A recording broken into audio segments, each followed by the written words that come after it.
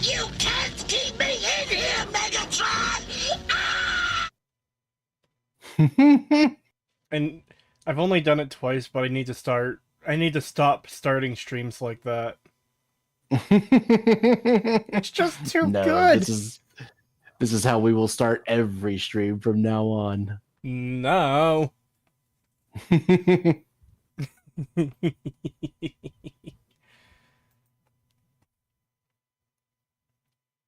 Hello, chat. I hope you're all doing well today.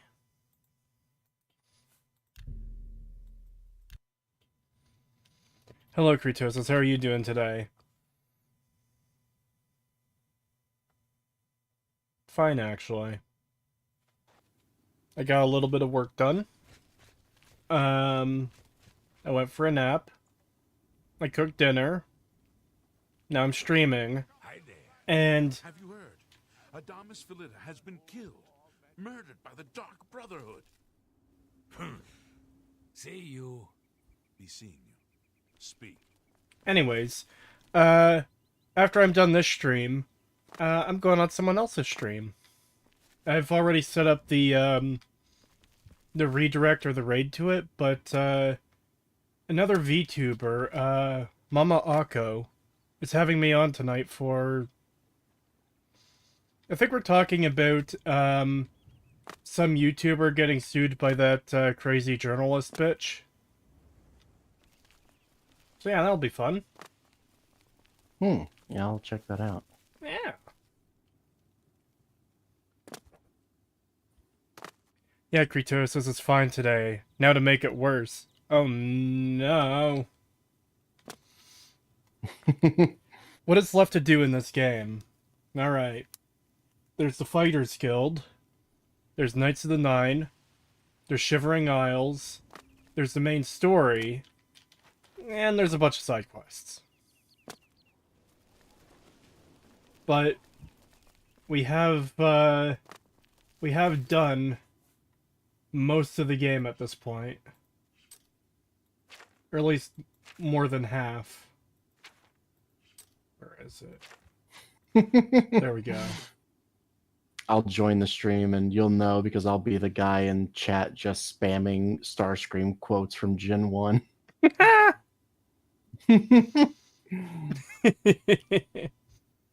You got me playing this game again, Kree. It's crazy how much more content there is in this game. I know!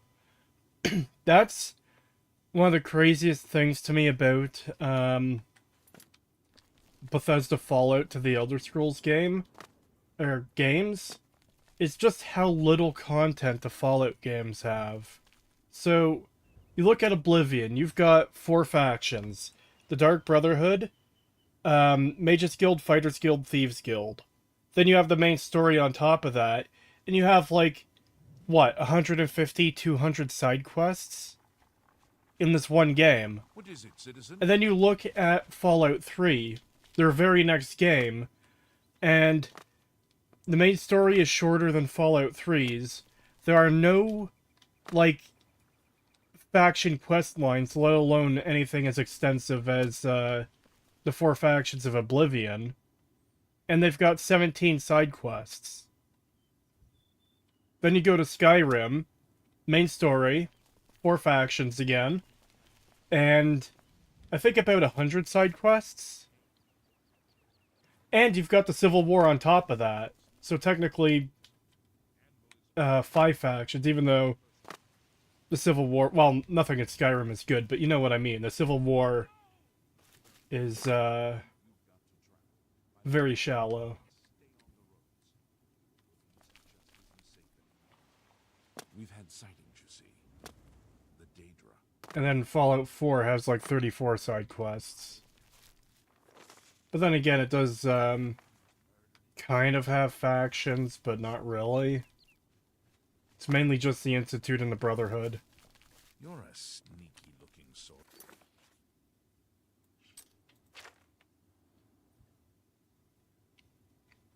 Are you going to 100% the game on stream? No, I don't think I'm going to do every single side quest, but I am going to do all the factions and DLCs. And main story, of course. Fallout 3 was shorter than Fallout 3. Is that what I said? Fallout 3's main story was shorter than Oblivion's.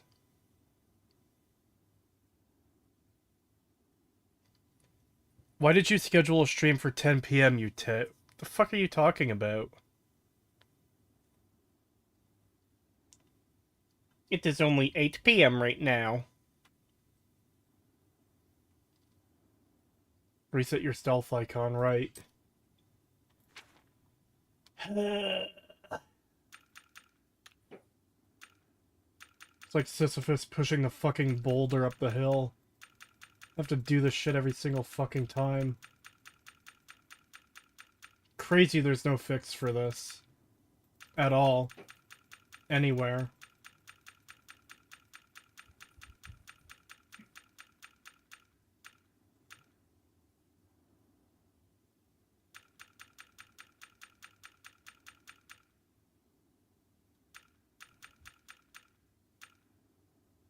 There we go.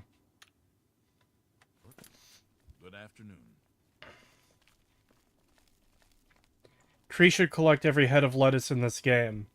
That's impossible, though, because food respawns. Most times it respawns. There's a charge in the air. Right, that's what I wanted to do. I want to check what quests I have. We've got a lot of stuff to do.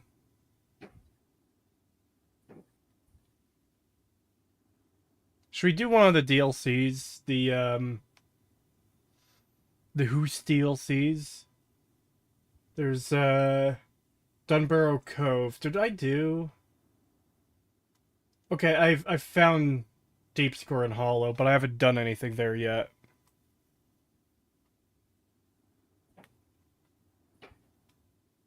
I mean, the octopus one. It's not... I don't schedule that.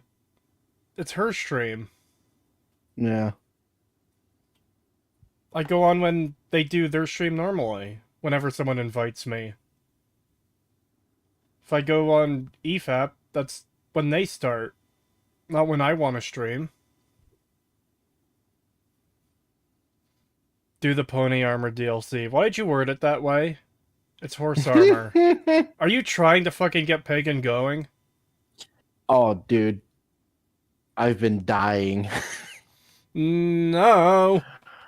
I'm fucking livid. I know Pagan was wanting to talk about his horses before the stream, because he said he was saving it for when I start streaming. It's like, no. Oh my god, dude, I can't believe it. I fucking finished season 7, and I got through the first episode of the 2-parter for season 8, and that's all I could take before I had to give up.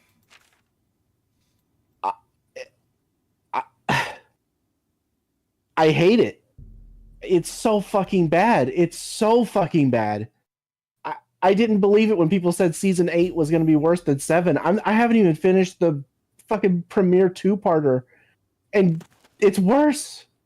It's fucking worse. I hate it. Is Am's hate enough to represent how much you hate it, or no? I don't know. I don't think so. Hold on. I'll hit the soundboard for you because I know you can't. Hate! Hate! Oh, God. So, I get to the second to last episode, and of course it's a fucking Starlight episode. Awful. I already know it's going to be shit when that bitch is in there. And the whole fucking premise is just her being like, oh, my friend is coming to town, but he doesn't want to, like, I don't want to do any of the stuff that he nor my friends want to do. He should only want to do the thing I want him to do and nothing else. And you would think that this is going to be a lesson about, like, oh, yeah, she needs to learn to, like, you know, get involved with other, like, with her friends' interests so that they have something in common. No. And not just force everyone else to do what she wants. Yeah, but no, that's not what they do at all. In fact, she goes so far out of her way that she turns herself and her friend back into children and like recreates their childhood home so that they could play this stupid board game that he doesn't want to play because he's not a childish baby anymore. And instead of realizing, oh, yeah, I'm clinging too much to the past, I should probably change and see what my friends actually like and want to do so that we can do those things and then they can do what I want after the fact. But no, it's literally treated as though he's in the wrong for not wanting to be turned into a child and play this fucking game from their childhood, to the point that he has to go on like a journey to figure out like what they have in common, and then when he can't figure anything out, he just fucking upscales the game that she wants to play and makes it like a cosplay thing. And that's like the fucking end. That's like the message for the end, is like, oh, he should have done more to try and like do what she wants to do, even though she refused to fucking interact with anything he wanted to do or any of what her friends wanted to do. And it's like, okay, so more Mary Sue fucking bullshit. She can do no fucking wrong. Okay. And then I'm worried, oh god, you know, Starlight episode right before the finale, it's probably gonna involve her quite a bit. Before you continue, it does. Is he discussing My Little Pony lore with us? Yes, he is. $5 from Dark World XL. Thank you. Why do women get evacuated first in a disaster? So the men can come up with a solution in peace. I wanted to make sure I got those before, you know, you ran away with it and they went off screen. Yeah, anytime you need me to stop, just let me know and I will stop. All right. So we get to the finale and it's fucking... Oh my god, I don't even know where to begin. It's Twilight realizing, like, oh... Well, okay, no, it's not Twilight. So in the previous episode, they went, like, antiquing, and the guy character found what is apparently fucking, like, this wizard's, like, basically, like, the equivalent of Merlin's journal. And apparently this guy went missing and nobody knew what happened to him. Even his, like, proteges from that time who are still alive didn't know what happened to him for some reason. And he finds this book, and then Twilight becomes like obsessed with, you know, figuring out what happened, to the point that she basically forces her friends to... Keep in mind, there's no time like rush here. There's no reason for them to like rush to find the answer to this. And she basically makes her friends stay up for 3 days trying to figure out the fucking like mystery of this shit. And they go to this fucking area and then they realize, oh, if you put the book down on the fucking like Stonehenge thing, it shows what happened. And then they find out they sacrificed themselves to stop this like evil that was going to take over or some bullshit, which is weird that we never really hear about it other than like mentions. Like the only mentions of it are more like, I don't know, like folk tales that are like obviously not real, but apparently it was real. I don't know. It's weird. And then... So no one knows what happened to them? Yeah, so no one knows what happened to them, and it involves them using like these items that they gain from like their adventures to lock him away, and they have to refine them to figure out like to like bring them back or whatever. And the whole time, Starlight is just going like, oh yeah, but maybe we shouldn't do this. Maybe we shouldn't save them, because what if it was actually important that they remain gone? Like, what if their sacrifice is like, you know, what if they know what they're doing and we don't, and we fuck it up? And for whatever reason, Twilight is just blowing her off, which the most annoying thing is that fucking Twilight, or Starlight, has a good point here. I hate that. I hate that she's right. But the only reason she's right is because Twilight is acting completely out of character and is just obsessed with this for some reason. And yeah, they bring him back. And of course that brings back the evil with them. And it's like, yeah, of course that was going to fucking happen. What did you think was going to happen, you fucking retard? And then the whole rest of the fucking finale is just them like trying to find this fucking thing so they can get rid of it. And of course, the whole time Starlight's like, but what if he's friendly? But what if we talk to him? I was like that once. I was a villain. And the whole time everyone is just dismissing her and being like, no, he's evil. We have to kill him. Which, again, I don't think Twilight would jump on that bandwagon, but whatever. And they bring him back, or they save him, whatever. They banish the evil, blah, blah, blah, whatever. It's shit. It's really bad. I fucking hate it, but... why do all these character names sound like toothpaste flavors? Yeah. They literally just copied Twilight's name. They were literally just like, oh, we need a foil for Twilight. Just call her Starlight, because they're so similar. But then they kept her, and it's like, you fucking retards! $5 from Poliohead, thank you. When Pagan tells me about MLP lore, I sit my white boy ass down and listen. Alright then. I don't have a choice in the matter. Can you see the chat? Yes, I can. Also, does death not happen in the world of MLP? They can de-age people and raise the dead.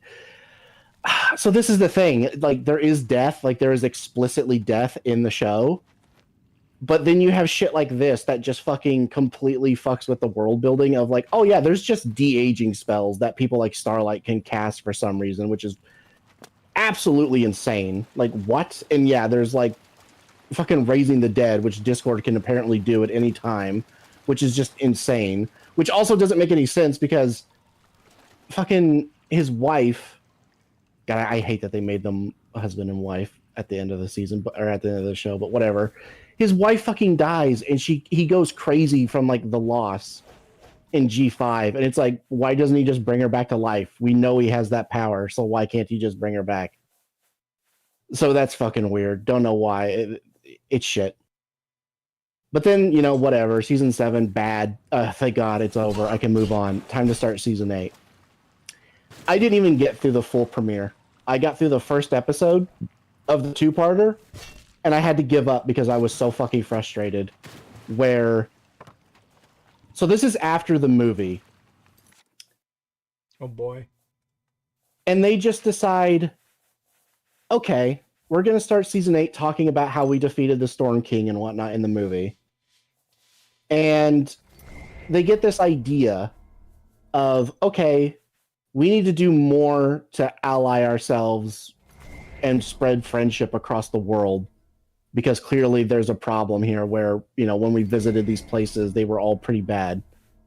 So basically we need to do a British colonialism and bring friendship to the rest of the world because they're all savages who are too stupid to understand it. Based. Which so far, based. I understand this. She is correct. But they decide, okay, let's make a school, and the dignitaries of each of these nations will bring one child of their species here to learn in this school. Yeah, exactly. Which is weird because the rest of the school is full of normal ponies. But then there's one fucking, like, one dragon, one griffin, one hippogriff, one changeling, one yak. And it's like, okay, but why though? Why is it not just a bunch of different ones? I like how you mention all these, like, crazy fantasy creatures, and then you're just like, there's a yak. What? Yeah, the yaks are supposed to be, like, the weird, like, Mongolian tribe or whatever. They're violent and stupid. Really bringing civilization to the savages. Holy shit. Yeah, it's fucking weird that they just decide to do it this way.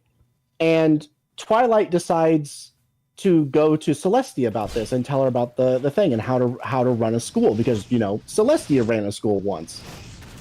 And we are told the most insane fucking thing I've ever heard, and it only gets worse later, but this is already fucked. Because as she's talking to Celestia, who, keep in mind, is a, like, 1,000-year-old fucking deity. She is a literal demigod that raises the sun, and she can also raise the moon, as she has done for over 1,000 years. She has controlled this country for multiple generations. I'm sorry, I feel like I've asked this before. Why do they have to do that manually? It's just the way the world works. Okay, so in the past, we are shown that unicorns, like all of the race, like a majority of them, would have to like band together to move the sun and moon in their like day-night cycles. And it wasn't until Celestia and Luna showed up that they were able to do it like by themselves, and the unicorns no longer needed to do it. And it's just always been that way.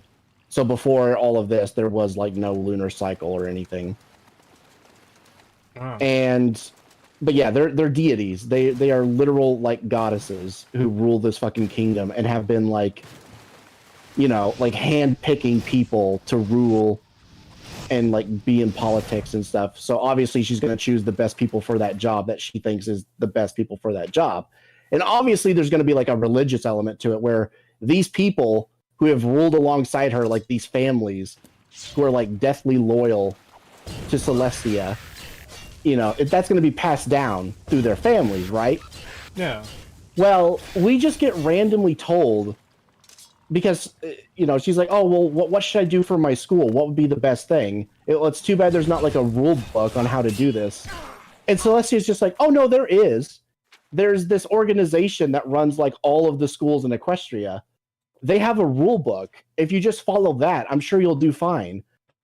And she's like, wait, did you have to follow these rules? And Celestia's like, even with all of my power, I am still like beholden to these people who make these rules for their school, which is absolutely insane. Because keep in mind, she is an absolute monarch. She rules this country. Like, she can make any decision she wants and implement it without question. Didn't you say she's like... And yet she has... 1,000 years old or something? Yes. How could anyone overrule her? Exactly. And they're basically overruling her on this, which even though they're a low part of the government, they are literally just like a board of education. That's all they are. And keep in mind, we are literally like shown explicitly throughout the show that like her starting the magic school was her way of finding the proper like protege to take over, like to eventually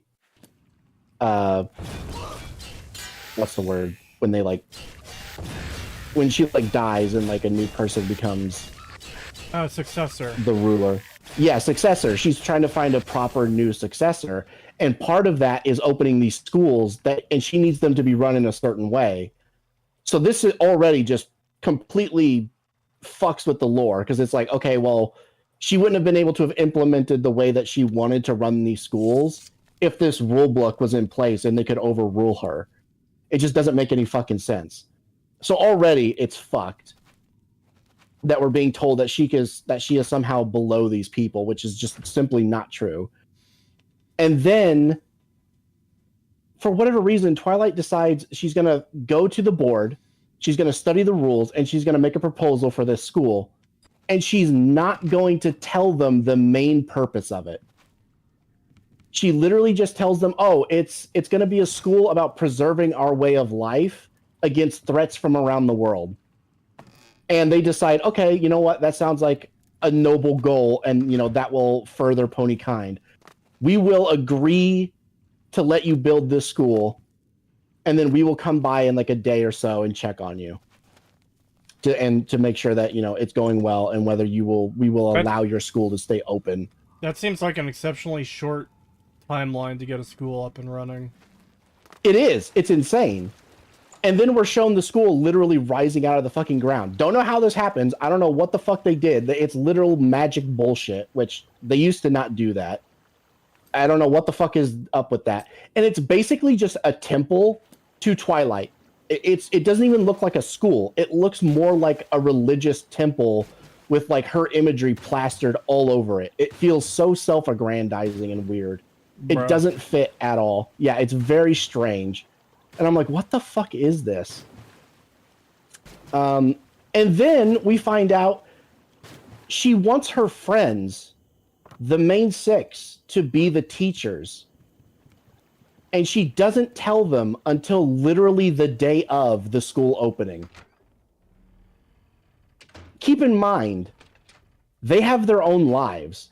AJ runs a farm that barely gets by every year, and without her, the farm will likely go under and her family will starve. Rainbow Dash is in the military. She's basically a Blue Angel, but is also in active service. She cannot just leave. You know, she has to go to her training stuff whenever they call on her. And Rarity runs a fucking fashion empire where she is constantly busy. And she just expects them to just drop all of it so they can become fucking teachers at a school that they never agreed to. Bruh. In fact, they're actually rather fucking hesitant about it. They don't really seem to want to do it. And Twilight basically just overrules them and is like, oh no, it'll work out. We should just do it, guys. Just agree with me. And they do. Admittedly, I kind of fucking stupid. Zoned out for a second. So she's like forcing her friends to work in her gay ass school. Yes. She's basically forcing them to work in this school and give up their entire lives, like their previous jobs and everything. It's insane. Why? I don't know. Then the fucking students show up. You know, rather, you know, simple scene, whatever. They all show up. They do their greetings, their introductions, blah, blah, blah. But now we get into an issue where it's being treated as if Griffins have never attended like schools in Equestria with ponies before, when we know for a fact that that's just not true. Because Gilda was in like Rainbow Dash's junior flight school thing, and that's where they met, which is a school in Equestria for ponies, and there's Griffins there.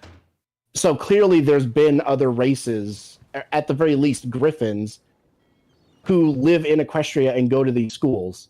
And yet it's being treated as like this big thing of like, oh, this is the first Griffin to go to a pony school, which is just wrong.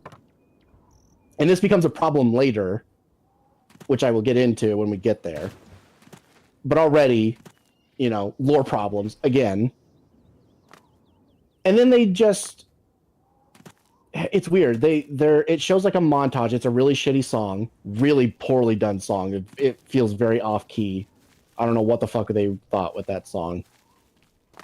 And it's showing them all in their classes and they're teaching. And it's fairly simple. Like, it's fairly normal stuff. It's like, okay, yeah, they're clearly learning. They're having fun. It's going fine. And for whatever reason, like, Twilight doesn't get confronted about, like, oh, like, the guy shows up and is like, oh, you're doing it wrong. You have to do it this way. And then, you know, she, like, freaks out. It's like, oh, I don't want the school to shut down. I need to tell them that they're doing it wrong or something. None of that happens. She just starts going to the classes and just starts, like, magically grabbing everyone and rearranging the room and being like, you have to do it this way. For no fucking reason. Completely killing it for everyone. Like, the teachers can't teach, the students can't learn, and they're not having fun in any way, and they're just getting fed up with it. To the point where they decide to skip class. And it's as they're skipping class that the guy shows up who's gonna, like, you know, determine whether the fucking place can stay open. And they have to distract him and, like, lead him around the school until the meeting happens where all the students will meet up in the courtyard. And then we're just showing the students acting retarded and just doing really dumb stuff. And the changeling turns into a giant bug creature to show off for the other kids in her group. And no one else knows this. And this also causes a problem because, like, with the lore, because she bumps into, like, the side of the building and it collapses it because she's so fucking big. Which then shows that, oh, it's not illusory. They actually can take the mass of the thing they turn into, which means they should never be able to be defeated. How fucking big is she? Huge. Like, she is the size of, like... God, what would be, like, a good creature comparison for this thing? It is massive. It is absolutely huge. It's like the size of a Silt Strider, almost. Oh my god. In Morrowind, maybe slightly smaller than a Silt Strider. And she, like, takes out part of a building by accident. And it's like, okay, so the changelings were just always able to turn into these things and just become, like, giant monsters that are unstoppable. Why did they never use this power when they were invading or any other time? It doesn't make any sense. So that's fucked. Isn't being concerned about Loricina being in the alt-right? God, then I must be the fucking altest right you've ever fucking seen, because I'm fucking pissed. Oh my god. And so obviously, you know, they cause a commotion. People almost get hurt from this. And the fucking guy who shows up starts freaking out and is like, oh, we're under attack. And when they, you know, come down and they apologize, he's like, how dare you? What are you even doing here? I'll drive you out of here. Like, he's going to attack them. And fucking Twilight runs over and is like, oh, I'm sorry. These are the students. You know, like, they're here with, like, the ambassadors who we've been making alliances with for, like, the past few years, the ones that you would absolutely know about. Because keep in mind, this is a higher political stake than anything he has any right of, like, being a part of. We are talking about literal nations. I just hear a random meow. Yeah, I think he wants out. It's getting hot in here. Hold on, I'll be right back. I'll finish my rant when I'm back. Oh no, there's more. Oh, never mind. He just wanted to lay on the floor. Okay. He's fine. All right. So, you know, basically there's, like, you know, there's been this whole alliance thing going on for, like, the past few seasons where Twilight has been forming alliances with these other races and these other nations to, you know, strengthen their borders and, you know, bring these people more into the country and integrate them with Pony Society and all this stuff. Very important stuff, because they keep getting attacked and they need allies to help them fight against these things. And obviously, a person in the, you know, in the government would know about this and would treat this with, like, the amount of seriousness that it should entail, right? His reaction is, wait, these are students? These are not ponies. They cannot be here. They must leave.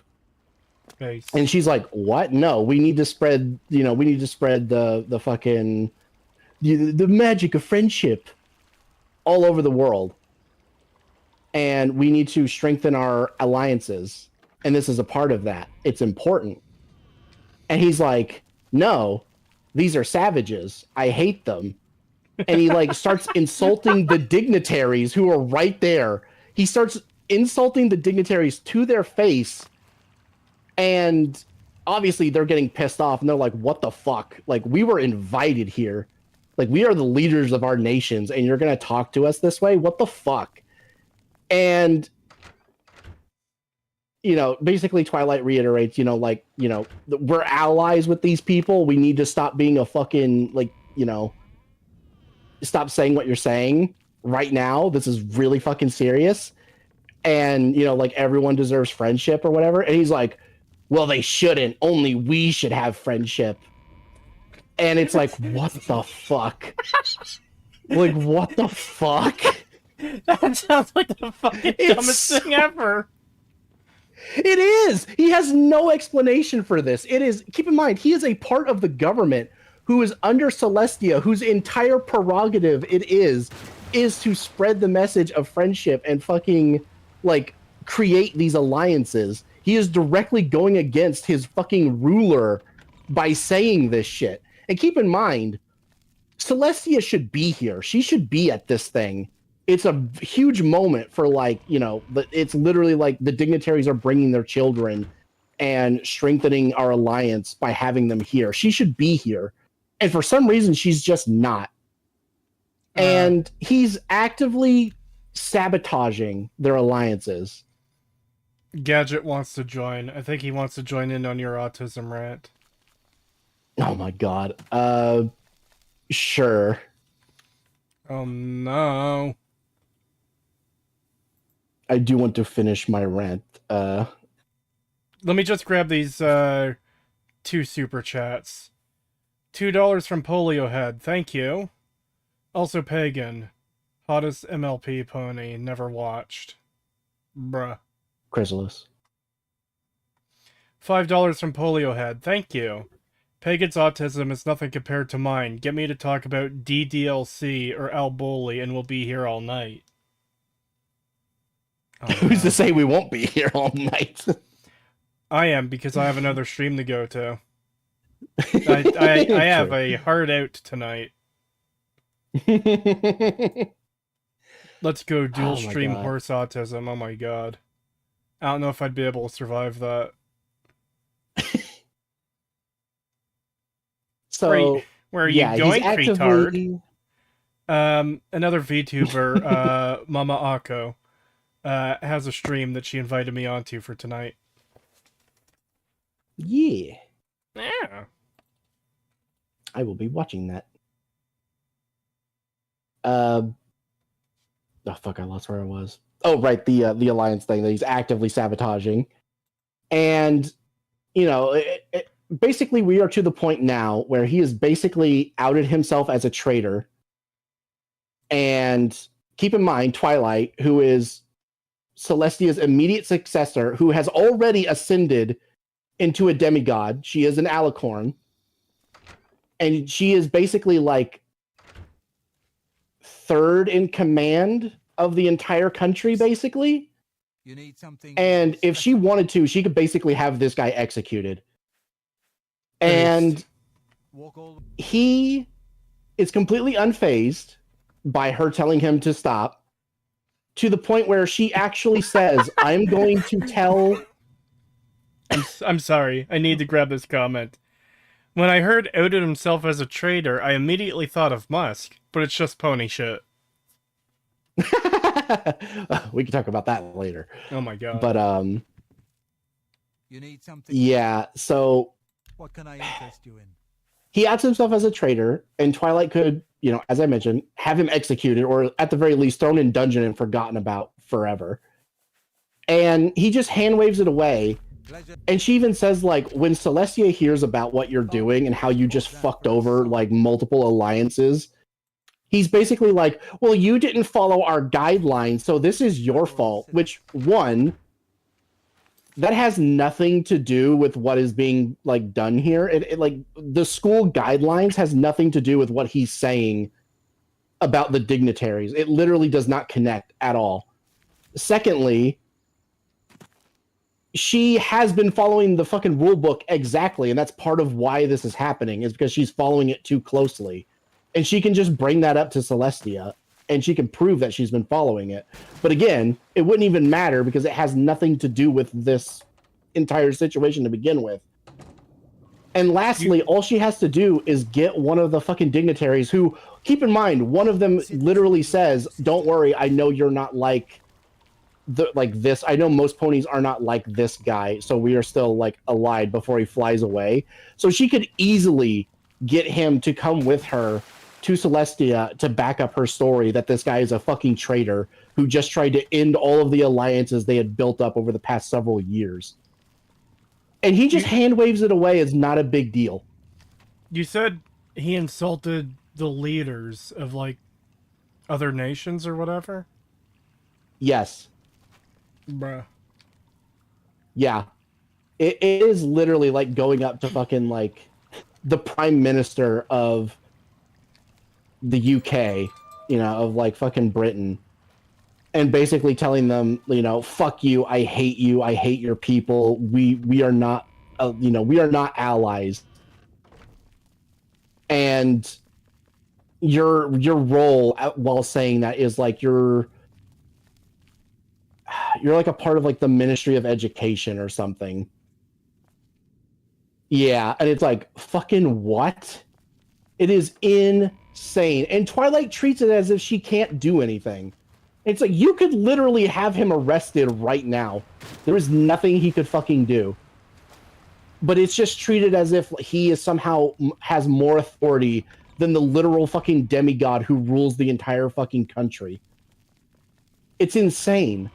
And then he locks the school down. He's like, no, you're not following our guidelines. These people can't be here. I'm locking the school down. And he casts a spell that literally seals the whole building off so no one can use it. Well, if they want to use it for other things, though. Exactly. It's like, what if they want to use it for literally anything else? Too fucking bad. Bruh. It's insane. And that's just part 1. I have not watched part 2 yet because I couldn't take the absolute retardation of this episode. It was so insanely bad that I gave up and was like, no, I'll finish the second part tomorrow. Oh my God. I cannot even begin to explain how awful this is in comparison to season 7, when season 7 was already rancid dog shit.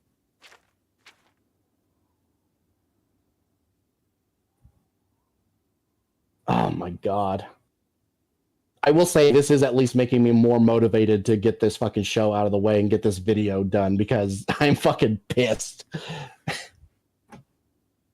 This was the summary version, by the way. I am skipping over a lot of stuff because I don't want to sit here and take up Kree's entire stream with this pony rant. That was just the summary. If I really wanted to go into all of the problems, we could be here all night with this fucking episode. It is insane the amount of shit they fuck up. It is so bad. I don't understand what's going on, but as a Star Trek and 40K fan, the anger tells me everything.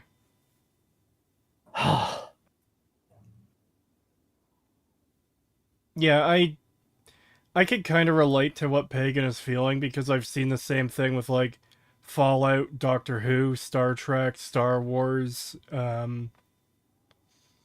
other things I can't remember at the moment. Game of Thrones.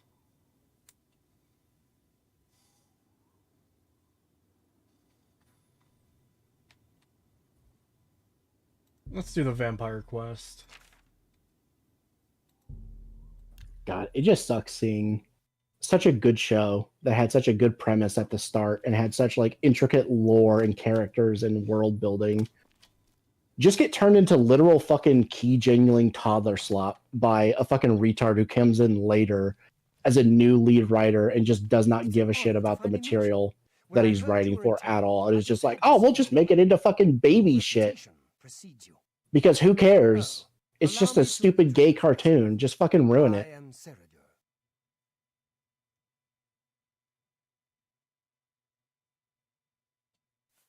Likewise, sorry to send Gillen's wife to get you in that manner, but it seems safer if we weren't seen on the streets right now. If you'll come with me. Splendid. Watch your step. Oh yeah, we were going to invite Gadget, the homosexual, into a call because he wanted. Oh yeah, I was so fucking invested. I forgot about the degenerate. Do we want to go to our DMs for that, or do we want to go to the server DM and he can join from there? It might be best to do it in our group DM with him, just so we don't have like a dozen people joining. I do like having the thing on the server, but there's times where it's like, yeah, I'd prefer keep it small. Yeah, same. The homosexual, right. AKA basically Kree's entire Discord server. Brutal.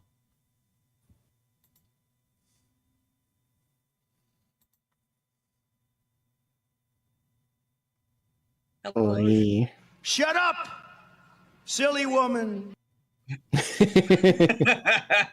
I was waiting for you to say something so I could hit that. Oh, you're funny. You can't keep me in here, Megatron! Ah!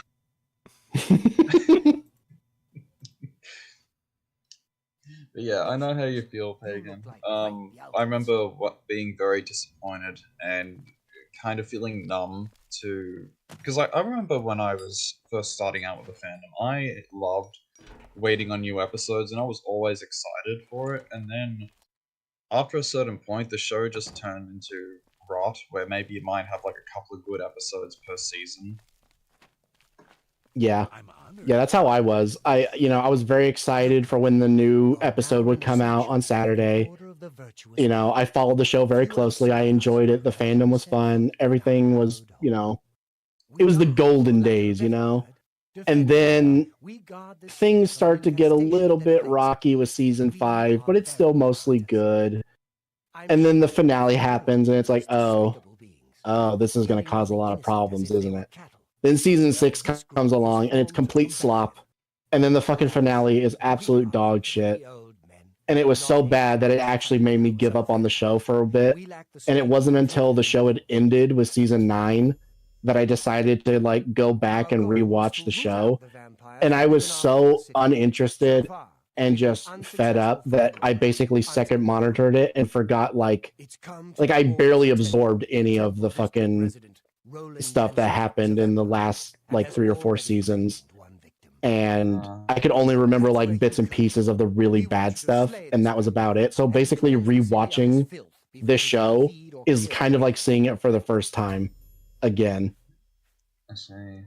Well, if It you want is. someone to do it with you, I mean, I'm always happy to join and watch it with you. Yeah.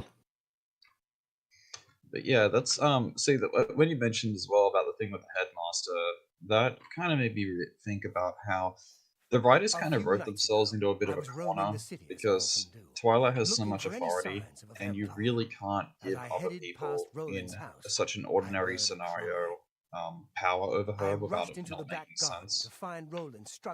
Because she can just report back to Celestia, or she should realize how much power she has, but instead it tries to pretend that she doesn't, just so that way you can at least create drama or create a villain who's not some kind of monstrous world-ending threat. Which is a problem the show has had ever since the end of season 3, where they tried to rush the ending because they thought they were going to get canceled, and then they realized, oh, we're not getting canceled. There's going to be more episodes, but now it's going to change the dynamic because we just turned her into a demigod. So their answer to this was to just ignore it and pretend it didn't happen, even though she literally had wings. And yeah, that was weird because there was definitely times where stuff would happen and it was like, why is she not speaking up? Why is she not using her authority here? She should absolutely be able to take care of the situation. And the show would just treat it as if she had nothing, like she was below this person somehow. And it was a problem, but it was like, okay, I see what they're doing. They still want the dynamic to be the same. She hasn't actually fully ascended yet. But then, the show goes on, and by the time we get to season 5, she is fully inducted into royalty. She is actually Celestia's successor. To the point where she can use her authority, and then they still have shit like this happening. Where to go? How are you enjoying Pagan's MLP stream, Cree? Oh, I'm loving it. This is my stream now. He has assumed direct control. Yeah, I have no idea what the fuck's going on. I'm just catching bits and pieces of yes, she's super powerful, but also not for some reason, and something or other. There's a school. They ignore the authority that she should have with this position, just so that way they can create drama with characters that shouldn't have authority over her. Yeah. Creed sitting there horse. Pretty much. I know horses are involved somehow. And apparently dragons and yaks. I cannot wait to drag you into the rewatch, and it's literally going to be like that fucking meme where all of the eldritch horrors blasted into your brain in 10 seconds, and the fucking bruh. Spare him, please. Yeah, spare me. I remember seeing a comment. I remember seeing one of the comments drift past saying, "You're hiding the yaks under the floorboards, aren't you?" It still kind of gets me that you have all these fantasy creatures and it's just yak. What? Mm-hmm. Yep, it's fucking weird, and no one likes the yaks. The yaks were never a good idea. This isn't something where it's oh yeah, it's really weird in comparison with these other races that exist and stuff, and like it's only God. weird because of that. No, they suck all the way from their like first appearance. They're awful. Nobody likes them. You're hiding the It wasn't- Skyrim analysis under the floorboards, aren't you? You found me out. One thing quickly too. Someone in chat said they want me to combine the "Shut Up, Silly Woman" and the Starstream scream part. So, very quickly. Shut up, silly woman. There you go. That's pretty funny.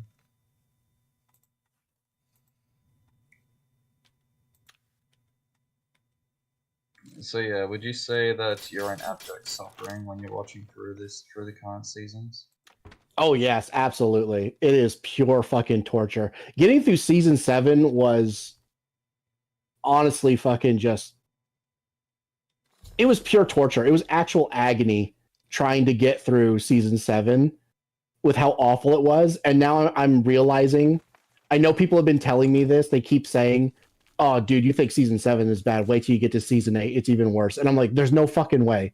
There's no way that this can... It's already rancid dog shit. How can it possibly get worse? I'm not even all the way through the first fucking 2-parter premiere for season 8, and it's already worse than all of season 7. Yeah, and you thought Flurry Heart was bad. Honestly, Flurry Heart, not even an issue to me. Honestly, not even a fucking issue worth addressing in comparison to everything else. In fact, funny enough, in season 7, one of the only episodes that was actually somewhat enjoyable, even though it had issues, was the episode where fucking Twilight babysits Flurry Heart. It was actually somewhat charming and fun, and everything else around it was dog shit, which is surprising.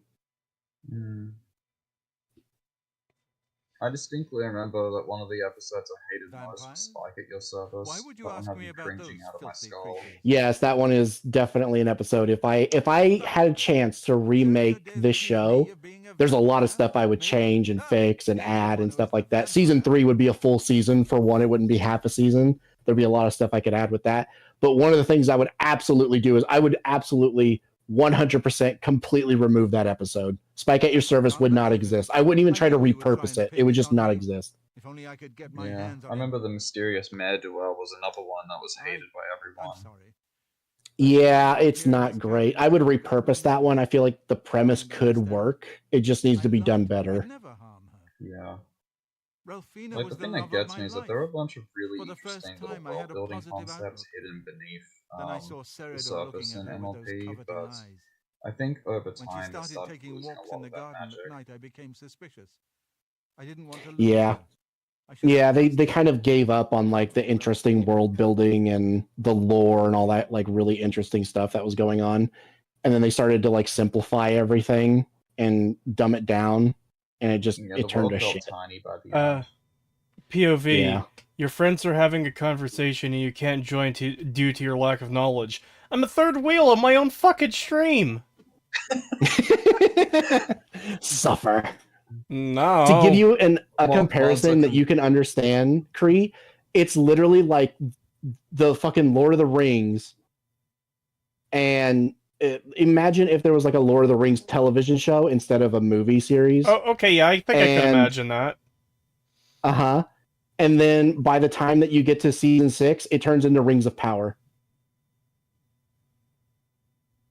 Oh, speaking of which, I saw an absolutely hilarious video by Despot of Antrim. I linked it to you, Kree, earlier, and it's making out that the Rings of Power has done a great job making Galadriel the villain of the series, and it starts like comparing her to Gertz from Schindler's List, and how she wants to genocide the orcs, and essentially embodies the Nazi ideology because of her views on the orcs. And it is just so funny because he just takes all these tiny little things throughout the series and, you know, just plasters them together, and it's kind of hard to argue against it. Especially in the end when she turns into a demonic scowling form when she rejects Sauron. Because Sauron wants to like make peace with her and enter into a marriage, and they could rule Middle Earth together and probably stop the Great War that's to come. And she looks for a moment like she's about to consider it, but then she just scowls and starts turning into a demonic feral kind of beast. I mean, she's a demonic feral Screams. beast for the entire show anyway, so it's not really that different. This is advanced demonic level beast. Oh no. Yeah, I haven't seen season 2 yet. I haven't even finished season 1. I want to make videos on them at some point.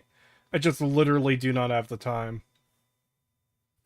Yeah, I've been wanting to see the rest of the series. I saw up to episode 6, where I think they, the town was getting attacked. They decided to hold up in a tower, and they end up luring the orcs into it and collapsing the tower. Then they proceeded to run away back to town, which was a much less defensible position. So it was really stupid of them. They should have just escaped. And that was the last thing I saw. But the series just didn't resonate with me at all. Well, yeah, it's dog shit.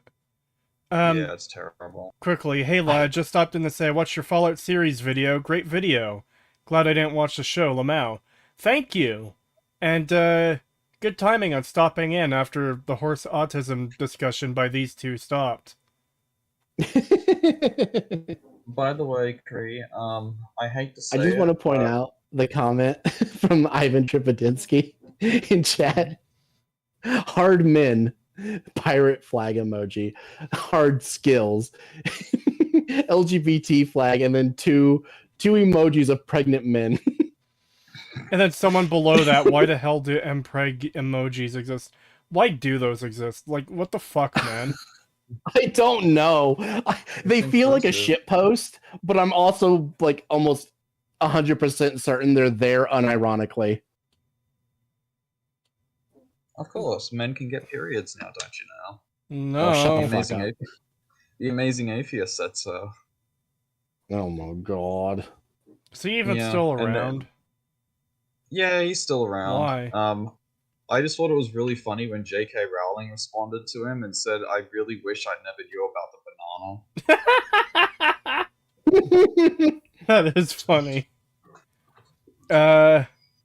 What's so hard to understand, Kree? It's just pony politics. It's very hard to understand. What the fuck are you talking about? Nah, it's simple. No. Skill issue. No. So, I am curious, though, just as a bit of a point of discussion. When it comes to writing female main characters, what would you say makes them change? Is the main difference that turns them from being someone compelling like Ripley from Aliens compared to someone annoying like Galadriel, or say, who's another girl boss character that no one likes? The character from War of the Rohirrim or something like that. I haven't seen War of the Rohirrim, so I don't have a point of reference for that, but a lot of it is down to like the general attitude of the character, where a lot of them have this unjustified sense of like self-importance, or that they're better than everyone else, and usually like denigrating other characters unnecessarily. Yeah. So it's more They'll tear down everyone else around them, especially if they're men. Especially if they're men, they will tear them down the most. Also, just when they're like pointlessly more powerful than anyone else. Like, a lot of people meme on Galadriel killing the fucking ice troll in like 10 seconds, but like, it's a real thing that's super fucked up. None of her companions can do a thing to this troll, then she just like slaughters it in a few seconds to show you how great of a warrior she is. It's like, come on. Yeah. I also hate when shows will try to treat these characters as if they're super smart and they can make really good plans, when in reality there's like no logic to it at all. They'll just say like, oh, we should do this with no like connecting tissue. They'll just say, oh, here's my plan, or I'll just do this, and it'll just work even though it shouldn't, because there's literally no logic put into it. It's not actually a good plan, but the show will treat it as such because she said it. That's another thing that like bugs me about these type of characters. So it's mostly to do with like lack of humility, narcissism, and just unwarranted self-importance. Yeah. You know what? Same. You know what a good comparison is without even like bringing like female character into it. Mhm. I suppose Grand you Admiral wanted- Thrawn in the Clone Wars Thank you. and the Rebel series. It's like I know about compare him to the secret books order. to how he is in that fucking show, and it's like, yeah, it's basically the same thing that you get with like these really shit fucking female protagonist characters in these modern TV shows. It's basically the same thing. I see. Because like in the book I've been writing, I've been kind of scared about having the fact that the main character's a female and it's an uprising story. So I'm like, oh god, it's setting off everyone's red flags already. But it's like I've tried really hard to make it so that way she doesn't seem like a girl boss, that she does have humility and she is helped out by other men. It's not like as if, you know, she scorns them all and it's like, I'm just so much better than you, I'm just so smart, or anything like that. But you know, you immediately you could tell that some people are probably gonna see the initial premise and you know, and they're gonna be like, oh god, it's gonna be like that because they see the patterns from other media. No, but Pagan constantly losing was was always his plan. Yeah, that shit was so fucking dumb. Oh my god. Yeah, it's just like Also, Last Jedi. voices. We have everything we need. Voices comment, "You're too late, Sierra. The Pippa profile picture brain cell has already been allocated to me."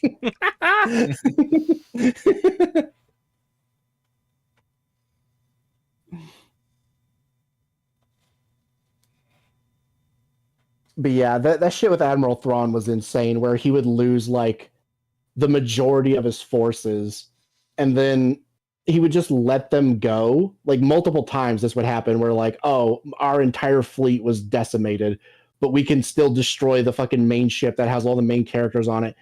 Let them go. And he would just always do that. And then he would treat it as like, oh yes, we lost 1,000 of our ships, but now we are one planet closer to finding where their base is. And it's like, fucking what? Like, you're obviously losing the fucking war then, you idiot. It was all part of my plan that we lost thousands of troops and ships for no good reason. To get these, like, Wait, 5 people. wait, so he's Vladimir Putin? And then there's like that whole thing where all he has to do is leave in his ship and the fucking main cast will be stranded on this planet and they will die and he wins. All he has to do is leave. That's all he has to fucking do. And he keeps being told like, oh yes, we're ready to leave. We can leave at any time. And he just keeps not leaving and he just keeps doing dumb shit of like, oh yes, I will let them go to their ship, but I will have my 2 assassins who are not completely loyal follow them to kill them. That will work. And then obviously when they fail, he just is still like, oh, I'm still not going to leave. I will, you know, like, oh, but yes, but now they won't make it out. Like they can't make it back here in time. There's no way. And then they just make it back there in time anyway. And just shit like that keeps happening. And then it'll literally get to the point where it's like, okay, all of my stuff has failed, but we literally have them in our sights. All we have to do is shoot and they will die. Let them go. Like he just does that every single time. He'll just be like, let them go. That's the only reason the main characters ever win or ever escape is literally just because he decides on a whim, let them go. You know what? Does he say it like that? Just hearing that is kind of reminding me of A New Hope. So it's kind of a common thing where other media will steal, I shouldn't say steal, but will copy Star Wars in a really lame way. Where it's like, oh yeah, Darth Vader killed some of his subordinates, so to show what a badass our villain is, we're gonna have him kill some subordinates. But then they don't understand the context of why Vader did it, so their cheap copy ends up killing subordinates for no fucking reason. It sounds like a similar thing where in A New Hope, you know, the Millennium Falcon, they escape the Death Star, and they're like, no, let them go. And it's like, oh, well, why the fuck are they letting them go? Well, they explain it in the movie. Vader, are you sure this plan will work? Yes, they're heading back to the Rebel base. We'll be able to find them with the tracker. And explains why they let them go. They weren't doing it because, yes, I'm a villain who with a very intelligent plan that's really dumb and doesn't make sense at all.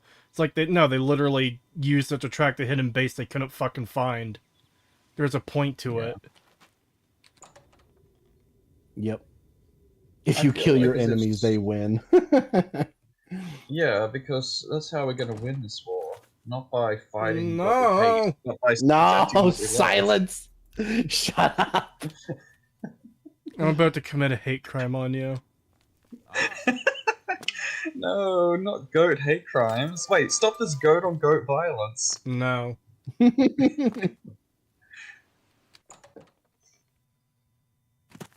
But yeah, I fucking hate this shit. I just hate how modern writing has devolved into just the lamest shit ever, and it's extremely predictable as well. Like, they will always just write these characters the same way every time, where you can accurately predict why you're not going to like the character long before you actually ever see them in the TV show itself. You just need the trailers, and that's enough, and you know exactly what certain characters will be. Be seeing you. Good day. Yeah, I'm pretty sure a lot of people disliked War of the Rohirrim based on the trailer.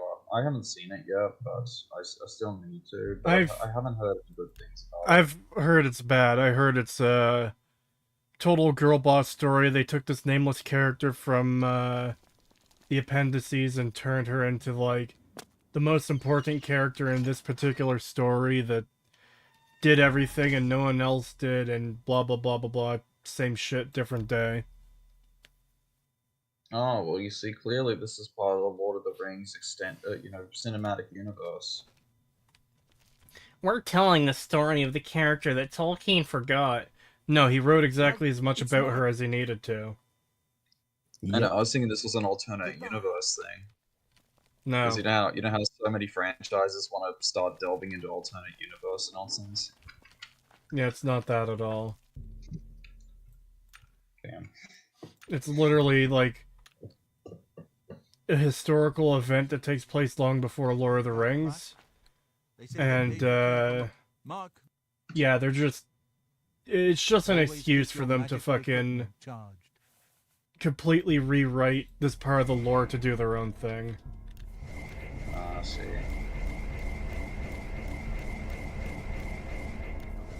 Yeah, I've also been watching a bunch of video essays on Arcane Season 2. I'm very, very disappointed with the series. Yeah, I've been slacking on writing my script for that. I've gotten some stuff down that I'm happy with, but I just keep coming back to it and getting fucking depressed about Season 2. Yeah. Actually, when I visited my brother for Christmas, he's like, "Hey, did you watch Arcane? Did you like it?" I was like, "I loved Season 1. I hated Season 2." And in typical fashion for my brother, "You hated Season 2? Yeah, they ruined every character and every fucking plotline." "You hated Season 2? Yes." God, I hate that. I hate when people do that kind of stuff. I think it's because he probably was blown away by the spectacle of the animation, and he probably, makes it easier to ignore the blatant writing flaws. Look, I love my family, but a lot of times they annoy me when they do shit like that, especially this brother, because he seems... How do I say this without being an utter cunt? He's easily casual. pleased. Not casual, but, like, it seems very difficult in conversation to make him understand, like, well, I don't like this thing because the story is poorly written, the lore is bad, it has these problems, it has those problems, yada yada yada. Because he kind of does the whole thing of, oh, well, that's nitpicking, that's unimportant. Stuff like that. Ugh. And to me, yeah, so he's definitely the big moments make the show. You know, it's like, as long as there's something interesting happening and it's like a big grand spectacle, then that's enough. Kinda. Like, I really don't mean to be an asshole about it. Again, I love my family. It's just, it's frustrating that I have to deal with that shit every day online. And then I go and talk to family. It's like, oh, maybe they'll be more reasonable. No, I have to hear the same shit of, well, that's just nitpicking. Yeah, there's some maniacs that actually think that season 2 is better than season 1. What the fuck, man? What the fuck? Yeah. I think it's just because there's more fight scenes that are impressively animated, and I think that's about it. Even if the choreography isn't very good, because the animation's good, they get distracted. At least that's my theory on it.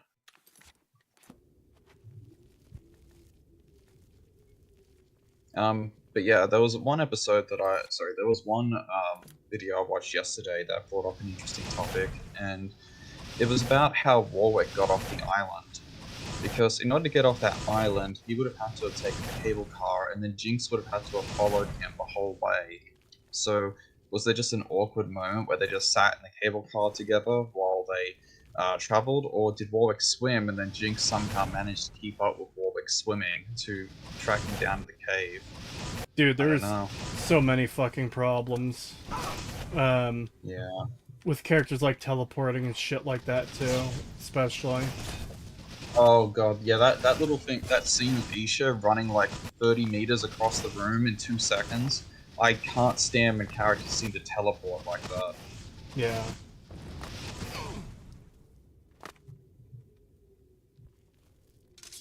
Now I am the third wheel. Get fucked. Get fucked, horse, man. Was that the little fucking retarded child that, like... Yeah, the deaf kid. God. That was so fucking dumb and obviously kid. forced to try and make you sympathize with Jinx. I hate that they fucked up her whole character arc of, yeah, she's deciding she's going down this path in Season 1. She's the bad guy. Only for Season 2 to be like, well, no, she's actually not that bad. She doesn't actually feel that way. Like, what a fucking waste of good writing that was in Season 1. Yeah, a whole season building up this arc of her descent into madness, and then 2 episodes later, Jinx is dead. I'm Powder now. Yeah, there's no reason to reverse that. The whole point of the finale is that Powder was fucking dead. It's Jinx now. Yeah, Powder fell down a well.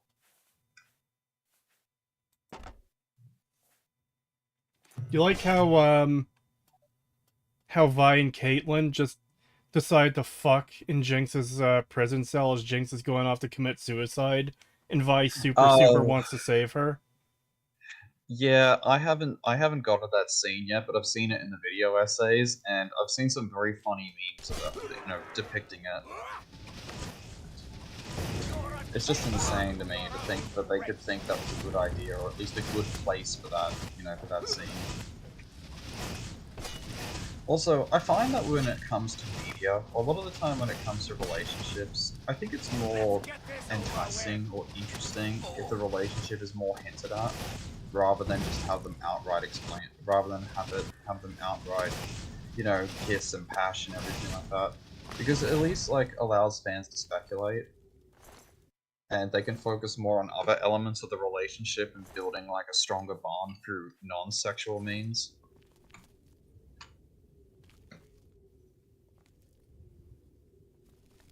Because oftentimes it seems like it's handled poorly. I think it was handled decently well in Season 1, where it's it just seems like 2 characters having a relationship. Whereas in Season 2, it's like, no, you need to know that they're lesbians. Guys, they're did you know they're lesbian? Hey, look, Caitlyn is waking up with another woman in her, but guys, they're lesbians. Guys. It's like, we don't need to do that. You handle it perfectly well in Season 1. Without it being, ham-fisted and forced.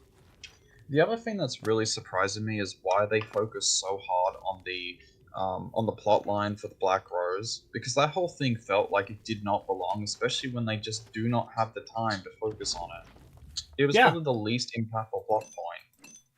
Yeah, because What even is the fucking Black Rose? We never really find out. They're a group of mages that exist somewhere and have this power.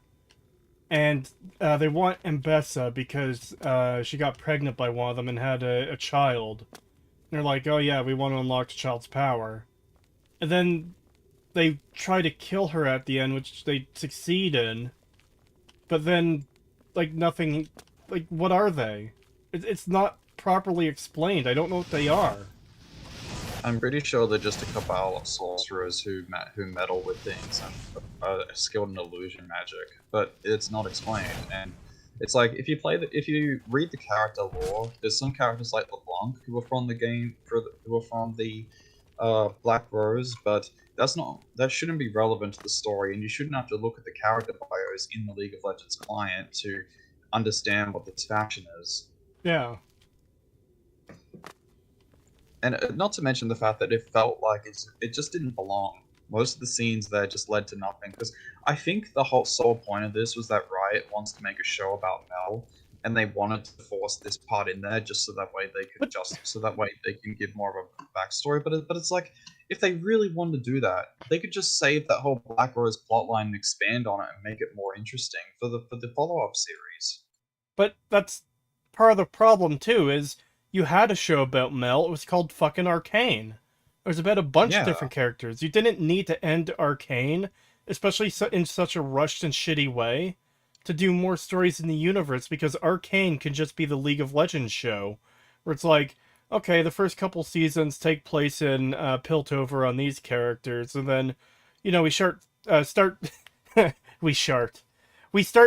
shifting focus to, like, other parts of the world as they become more relevant to the overall goings-on, the conflicts they have and stuff, because you introduce Mbessa, she's from Noxus, and it's like, okay, maybe she goes back there and we start seeing stuff happening over there, we start getting introduced to characters over there, and their plot lines and machinations and everything, where, you know, as we start wrapping up plot lines with Piltover characters, we move out into the rest of the world. Like, okay, Jinx's story is done, so we don't really see her ever again, depending how that ends. But maybe she'll show up if she's still alive and relevant to things going on, like, oh, hey, look, Zaun is being attacked by Noxus for some reason, so of course Jinx is gonna show up. But, like, there's no reason to fucking do it this way. Especially ruining all the characters and, plot lines. You used to play League, right, Gadget? I still do. I lost 5 matches in a row last night and wanted to kill myself, so I'm getting the authentic League of Legends experience. Wonderful. How do you feel about them completely fucking up Victor's character? I don't like his new design. I think some of the fan redesigns look far better, because they had visual weight in all the right places when they decided to improve upon Riot's new designs. How about the fact that instead of becoming the Machine Herald, he becomes fucking Crystal Meth Jesus? Yeah, I honestly really hate the idea. I haven't looked too far into it. I've only finished episode 5, but I've watched the video essays. I really do not like how they decided to start delving into alternate timelines and universes. And I imagine that the sole reason why they've done this is so that way in the future they can make side projects, because there's various skin lines in the game which usually belong to different you know, there's a cyberpunk one, for example. There's a medieval fantasy one. There's I've seen sci-fi one, and so on. I've seen some of the skins because they have, like, full-on desktop background level art of the different skins they have. Yeah, and there's like some really damn good ones there, but it's like I don't think anyone would be opposed to them just not, you know, focusing on the fucking multiverse thing, and they just, after this series, at some point produced a side project for, say, the Guardians of the Galaxy type thing that they teased a while ago with the with that skin line, because they released a really good trailer for it that a lot of people loved, and because it had so much personality. But you know, it's like they don't have to justify it by having this multiverse thing. They could just say, yeah, this is an alternate universe, and that's it. Yeah. But instead, they want to go through the whole we're doing the MCU, but you know, with hookers and blackjack, and yeah, and then they're like yeah. So personally, in my opinion, I think when you start dealing with multiverse shit, and timeline shifting shit, you lose all grounding, and almost always it's just creative bankruptcy.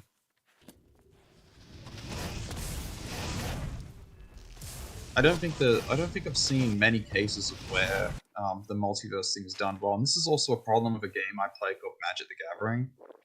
Oh boy. In Magic, Magic was originally focused on a plane called Dominaria, which is like a typical fantasy world with all sorts of species living together and fantastical creatures. And there was a whole plot line against this big godlike being who inherited a plane called Phyrexia, and he creates these horrific flesh machine automatons and uses them to try and conquer the place, and the races have to unite against him. Pretty standard plot, but from what I've read in the book so far, it's actually pretty well written. And there were other planes that were discussed, and planeswalkers have always been a part of the lore. But the thing is, these planes are more so treated like alternate realms that certain people could travel to.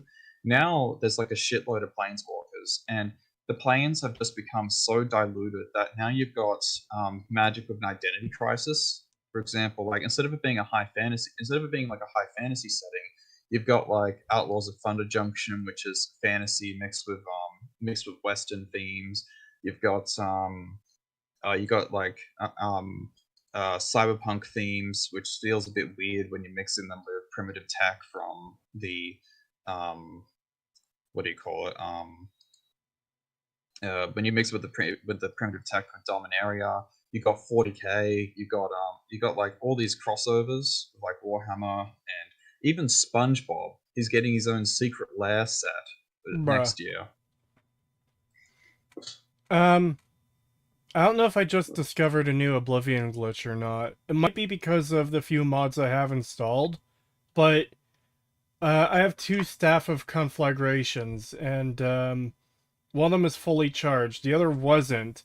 I had one equipped. It was that I just emptied, and I equipped the full one, and now they're both full again. Oh dear. I wonder if that's because of my like UI mod or carry weight mod or what, but I don't know. I wonder if this glitch has been found a bit before.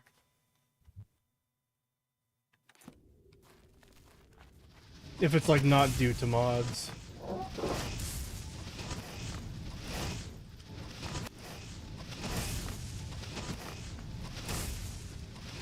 Oh yeah, people were talking about that new Transformers movie in your server. Yeah. And yeah, after watching that clip, I'm interested. It looks like Kino. I want to see it. I wish to see the robot movie. Is that Transformers 1? Yeah. Yeah, it's pretty good from what I've seen. It looks good. It's also a bonus that it's in animation as well. I don't understand the desire to put so much into live action. As soon as something is animated, I'm immediately more interested in that. Well, you see, when it's live action, you could take it more seriously for no reason in particular. It's more legitimate in live action. Even though that's fucking dumb. That's what I can't stand about my dad. Like, I wanted to show him Arcane Season 1 and Cyberpunk Edgerunners, and he refused to even watch the trailer just because they were just because they're animated. Your father is a close-minded fucking idiot, and I hate him. When it comes to that stuff, definitely. And then he said Game of Thrones Season 8 was awesome. Bruh. Yeah, I'm sorry, your father's an idiot. Lost at least for his Yeah, he said if you can't what did he say? He said that if you can't suspend your disbelief, there's no point in watching the movie or show to begin with. Suspension of disbelief has a fucking limit. It does. Yeah, it's very silly.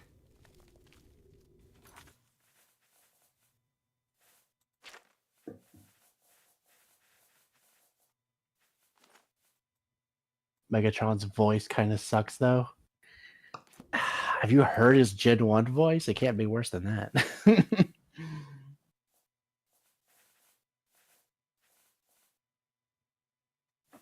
I don't know. I've never really seen Megatron as this like super like intimidating badass character. I always just saw him as like this goofy fucking he's kind of like the schoolyard bully with his own little clique that just runs around punching the other fucking robots on the playground. So I've never seen him as like this really intimidating character. So I don't really care if he doesn't have like a super intimidating voice. He had a pretty good voice in Beast Wars, but that's like a side series, and it's really hard to watch Beast Wars these days because the graphics have not aged well at all. It was one of those early CGI shows.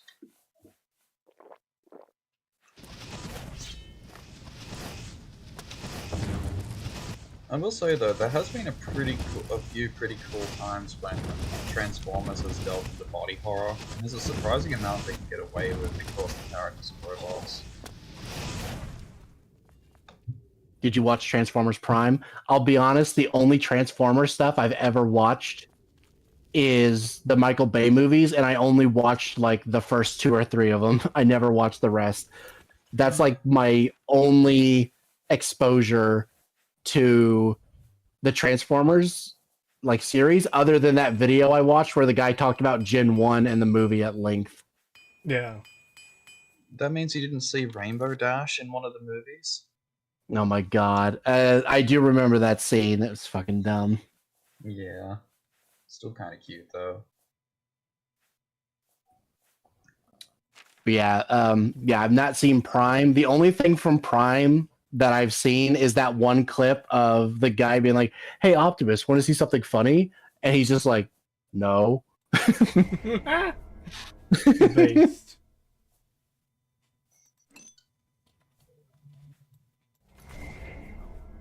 I remember being very surprised by the movie as a kid. The one that was released in the 80s, because it actually had Optimus die in the beginning, and I was like, no, they can't kill Optimus, because I'd never seen that happen in a show before. The main character gets killed off. Which one are you talking about? The animated movies from that movie from the 80s. Oh yeah, the one that was like the middle point of the Gen 1 TV series, yeah. Yeah. And I had a pretty yeah. cool opening scene as well. $2 from Polio Head, thank you. Yeah, that's it, Faith. This third guy's voice kind of sounds like Theo, not gonna lie. Wow. Theo doesn't deserve to be associated with this degenerate fucker. Aww, Cree. You always know how to make me feel special. I was gonna say it was the other way around.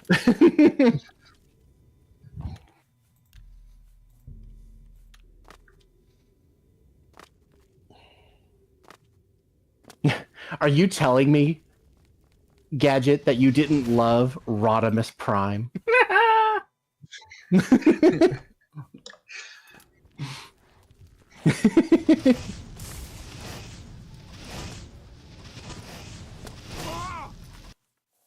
Also, it looks like you're throwing a rocket launcher at people, or like, you know... I have a staff of fire and I'm invisible, so I'm just kind of... Yeah. I see. I still can't believe one of Orson Welles... I still can't believe that one of Orson Welles' last roles was playing Unicron in the fucking Transformers movie. Yeah, I remember feeling really disturbed by the fact they were inside Unicron for a good chunk of the movie. And you know, there was like digestive acids and stuff that were, I think, some Transformers died in. What the fuck? What? Yeah, Unicron is a giant planet. He's bigger than a planet, and he devours. I know that. I know all that. He's a robot. Why would he have digestive acids? I think it's to turn things into biofuel. or to turn the planets into fuel. What the fuck? Well, it's kind of like when you melt down ore, you know, you melt down. Yeah, he's probably in the ore, and you also you know, it's like kind of like when you melt down materials to better refine them, I guess. Why wouldn't he just be full of like magma or something, or like lava? Like why stomach acid specifically? Why? Oh, it didn't look like it. Probably didn't look like stomach acids, but it essentially fulfills the same purpose. Bruh. There's 2 new pieces of fan art. One of them is for the stream I'm going to be on later. One was for Pagan's rant. Nice.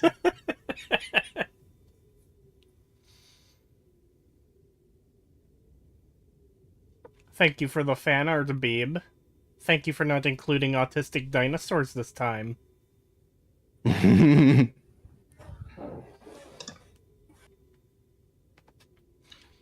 I love that fan art from the other day. Which one? You know the one. Bastard bitch!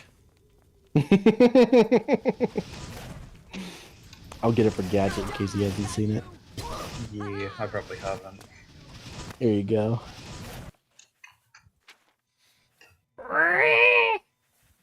Oh. Oh, that's cute.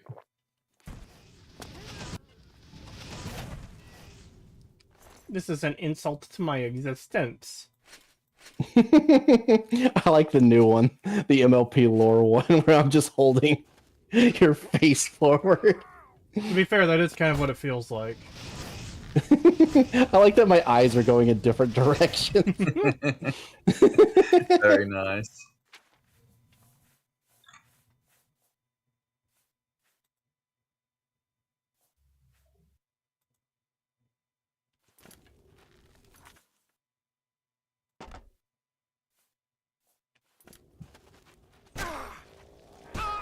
You're pathetic.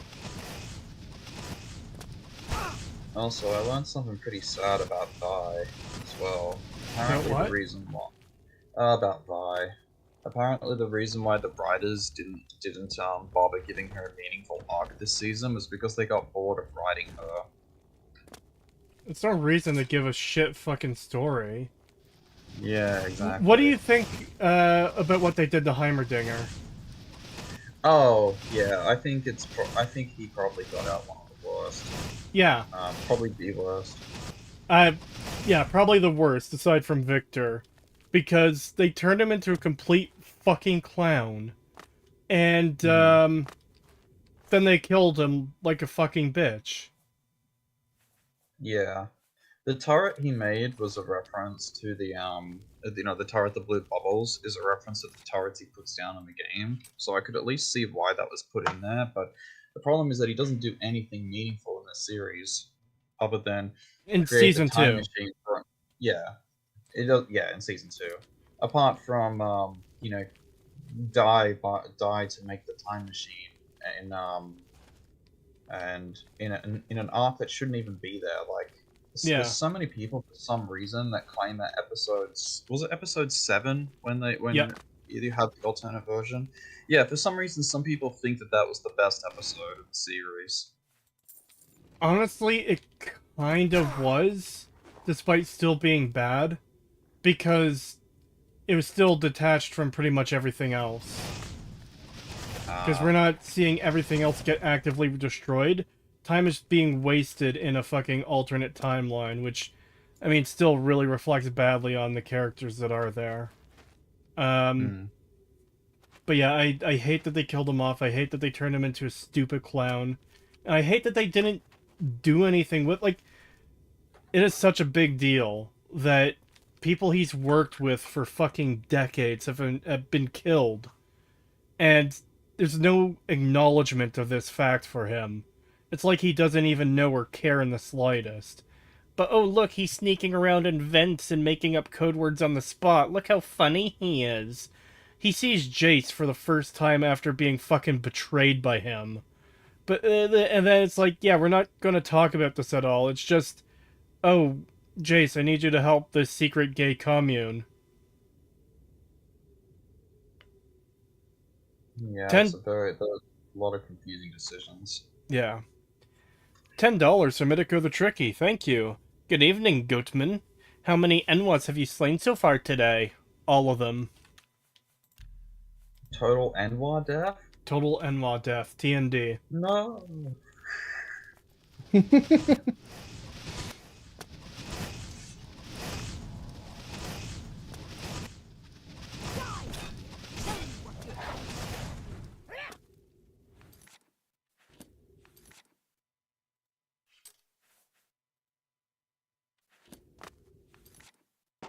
Yeah, I was kind of immediately upset by Smeech. You know, when he died, I was kind of hoping that he wasn't dead. Yeah, 'Cause I liked his because, design. like, he's obviously a small kind of side character, but they had done enough with him in that short period of time of, like, okay, I kind of like this guy. I want to see where he goes.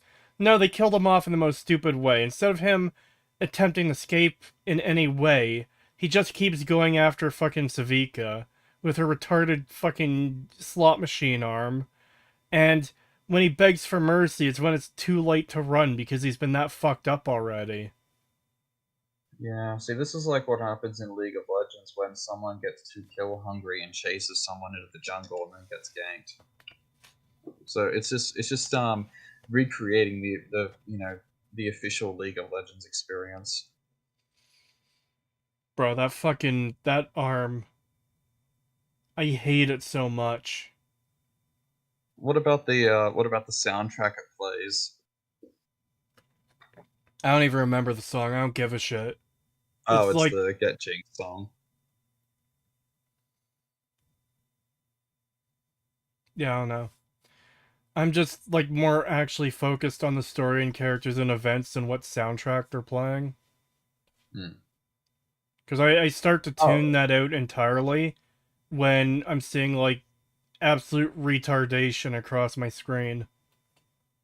Yeah, I think the song was in there just because it came out with Jinx's trailer, and that was like a real joke that Jinx would put that in there.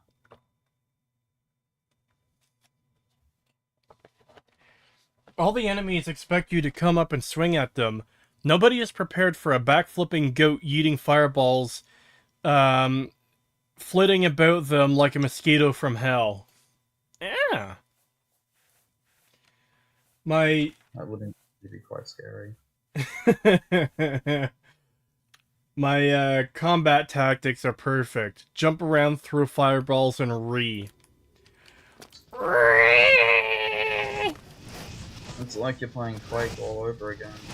Like I'm playing what? Quake. You know, when you have the rocket launcher. I've never actually played Quake. Oh, really? Yeah. It's pretty good.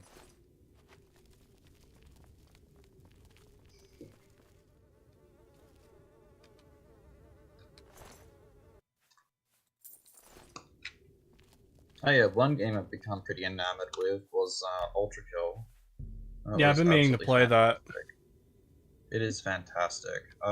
I finished it on Brutal. I didn't get P ranks or anything, but the game is like so damn difficult. I was just happy to get through it. But it was probably the most fun I've had with a shooter since Doom Eternal. I'm surprised to see you here. I let you find me.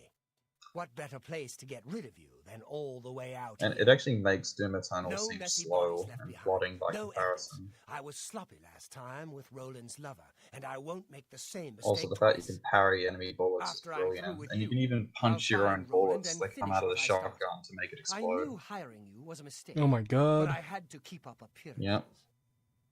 The damned order insisted we get you into the picture. I think after I'm done with Roland, Gillen and Greythroat will have to... Oh no, the butt plug haptic add-on for Ultra Kill. I don't know if I could handle that. Well, what the fuck? That's what FIFA Why does said. it always have to descend into degeneracy? I knew inviting you into the call was a mistake. You bastard bitch! No, that's what I'm just quoting media. I'm just quoting what Thief said. listen to his excuses. Oh my goodness, it did? I had no idea.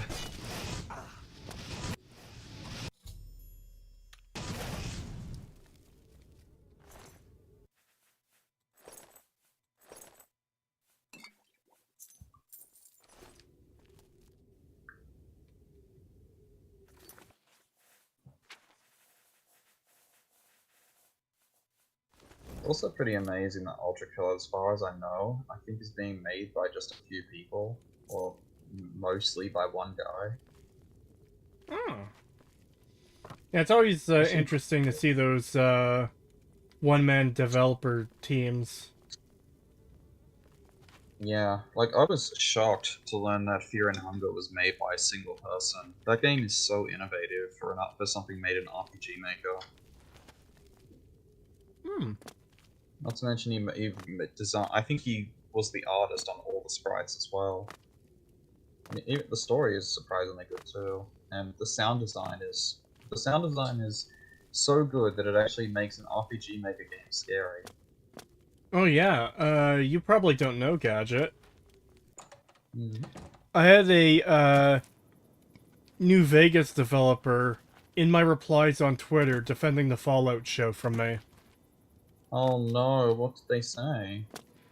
I liked it and it was a good show, you're wrong. Oh, well they've got to give at least some kind of reason, but then again, maybe they don't want to upset Bethesda by saying that they didn't like it. Who knows, the argumentation was really lame. I gave, like... Oh no, don't say that, Yan.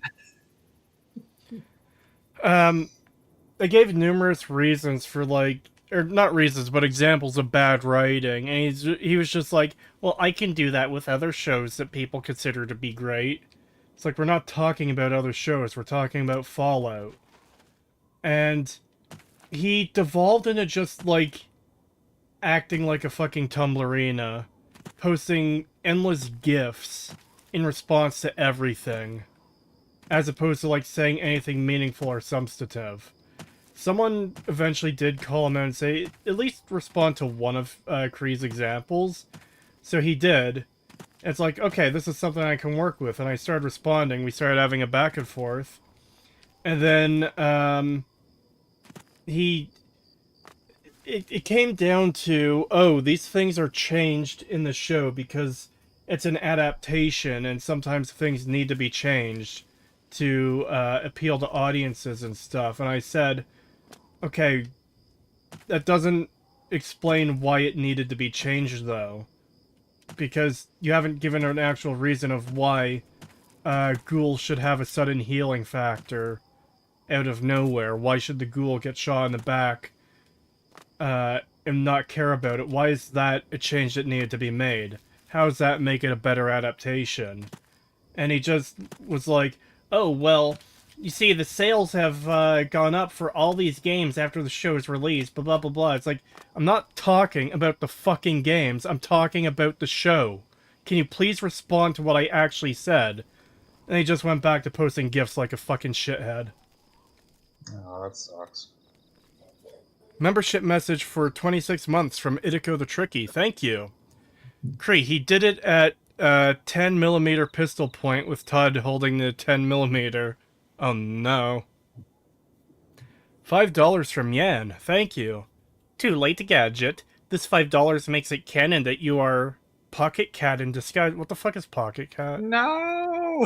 Pocket Cat is a servant of the moon god Rare, who likes to eat children. And in the game, there's a small child you can find in a cage who follows your party and can use items, and she's very special to the story.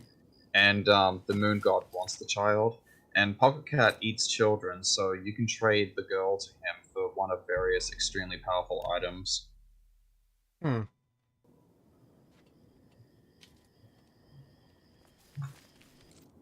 It's also hinted that he does naughty things as well, so he's pretty horrible.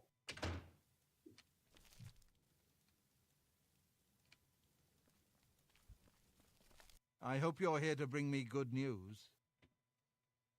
Oh yeah, he also likes to rob his pocket as well, if you know what I mean. He's dead? Bruh. Oh, thank goodness. I feared I'd never be able to leave here, or worse, that he would come for me. I can finally return home. The ironic thing is that I think the Order of the Virtuous Blood should continue Fungus its work. Slop. Perhaps Oh, I'll speak to the others. I thought Funga Yes. was great.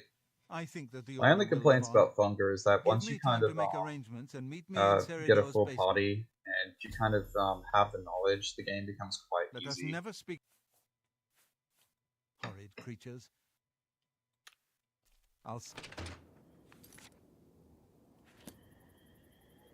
I will be right back.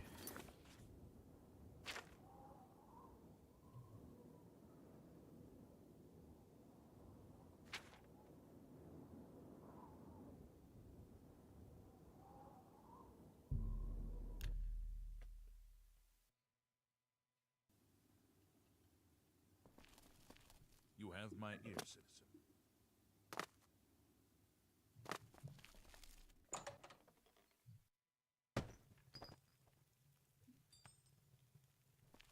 Good morning.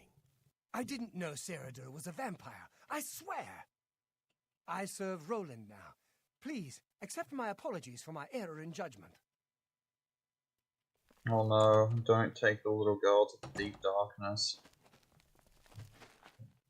Hello, it's so good to see you again. I've spent a good deal of time speaking with Gillen and Greythroat. They agree that the Order should live on. Oh, it's weird that everything is so quiet now that there's no more talk of Arcane or horse autism. We'd be happy to provide them for you. In addition, we'd like to reward you with this enchanted ring. Use it well in the fight. At least there are a few less. If any of our books can... Since bring back the vampire... Excellent. Excellent. That's only in the first game, I May think. the sunlight...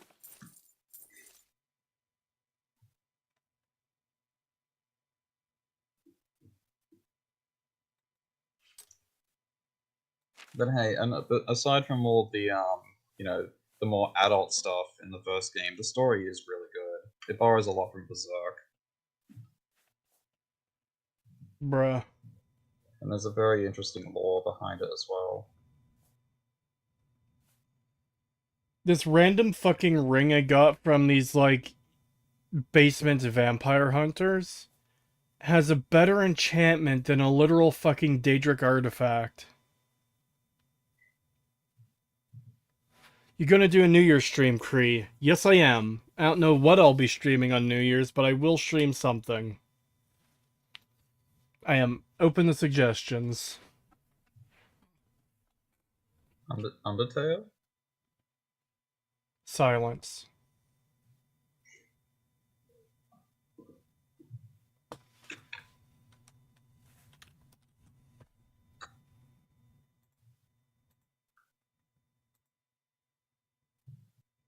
Hey, Gadget.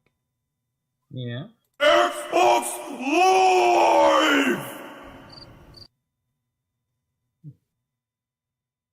Ouch, my ears.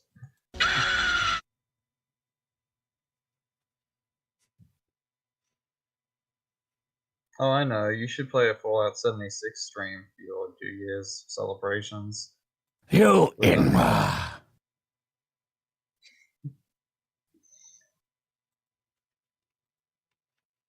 I don't get paid enough to play fucking always safeguard your... Fallout 76. That is What true. hole did you crawl out of?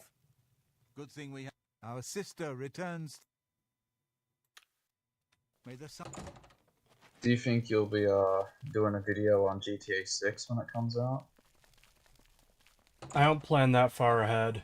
Hello. I'm pleased to see you again. Because if it's not out yet, I can't possibly tell if it's something I'm going to want to make a video on. But also, Yeah. I'm not that attached to Grand Theft Auto. Like, Grand Theft Auto San Andreas is one of my all-time favorite games. I enjoyed 4, but that's really all I've played of the GTA franchise. I played 1 when I was a kid, but I was mostly just, like, driving over people. Oh. I do want to give a proper playthrough to 3 and Vice City, and maybe even 5. But, yeah, I don't know. The I've heard reason... story is pretty good in 5. I've heard things. I know Setch disagrees with that.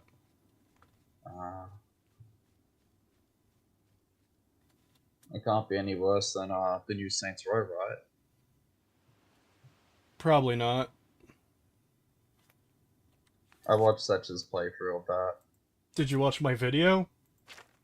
Yeah, I believe so. It was a long time ago, though. Okay. He said he played through it on easy. I think to truly suffer, he should have played it through on the hardest difficulty.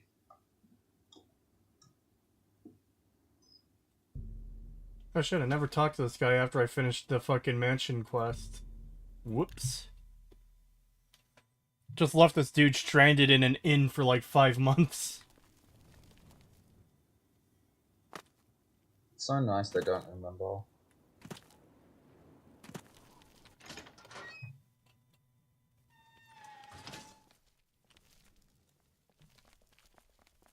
I'm sorry for running away like that, but fear got the best of me.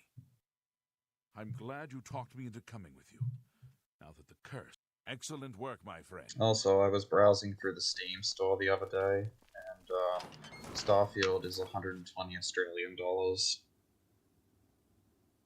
That's $120 too much. Yeah. Granted, it's on Game Pass, but even then I still don't want to play it.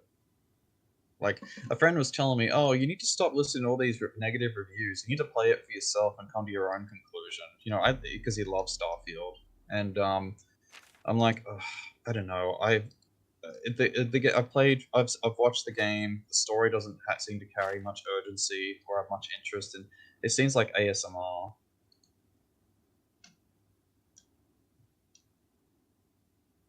Great for putting you to sleep.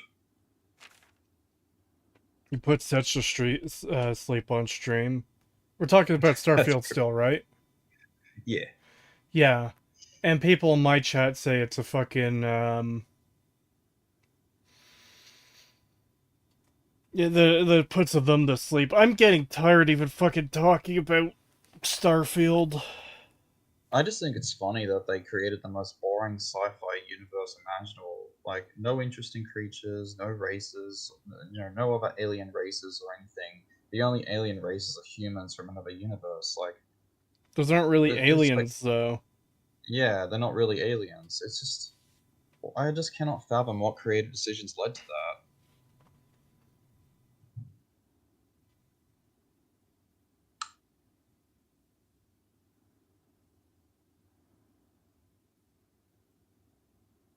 Have you finished the DLC yet? No. I was actually considering maybe playing that today, but I didn't start the stream as early as I'd have liked. And... yeah. Is the DLC an improvement at all? No. Base story? No. Do you have to collect flying jizz? Not yet. I wouldn't be surprised if you did at some point. There's a YouTuber called Fleekazoid. Watch his video. It's really good. Okay. Does it go into detail about the story? Kinda. Just watch his video. It's good. Yeah, I'll give it a watch. I mean, I'm mostly painting these days, so having videos like that is fun.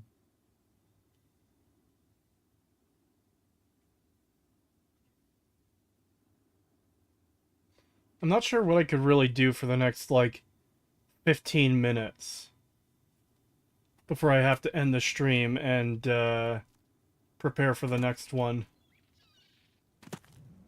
What you doing on that stream? Apparently we're talking about some YouTuber called Smash JT and how he's being sued by that one journalist bitch. Oh. Yeah. Do you know about a guy called Andy Pants Gaming? The name sounds familiar. Yeah, he's he committed the cardinal sin on YouTube recently.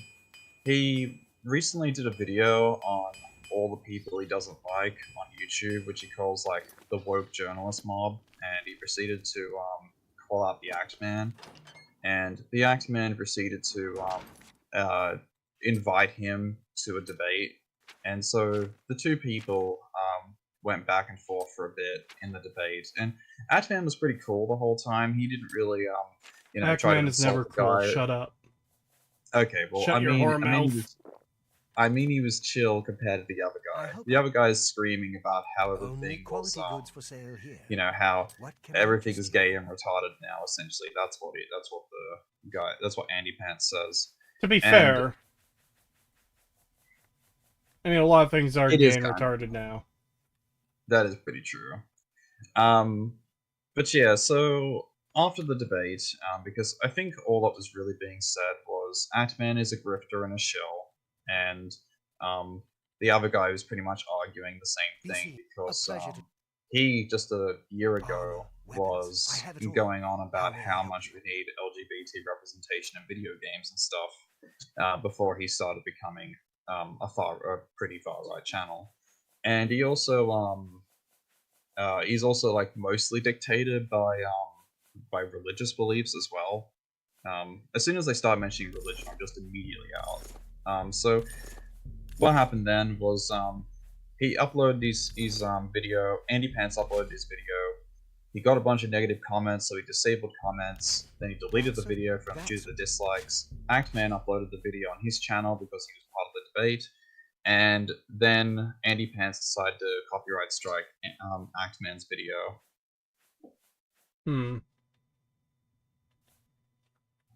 Which is a very, very naughty no-no on YouTube. Yeah.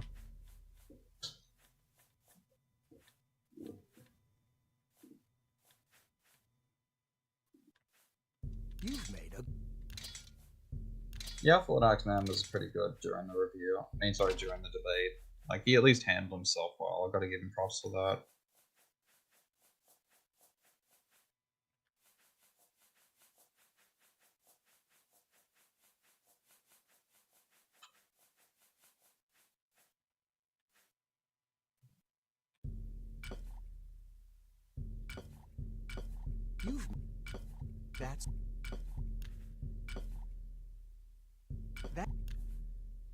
Not to mention the whole religious nonsense too, like the fact that he pretty much refers to everything as degenerate and against God. What if things are degenerate against God? Yeah, that moniker doesn't really mean much to people that aren't religious. You've made a good... Like Mfrag, Phantom says. Do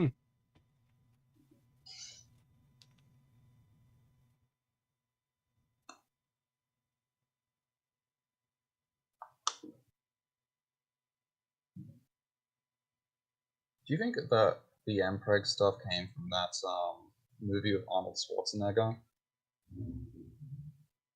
Who did the what now?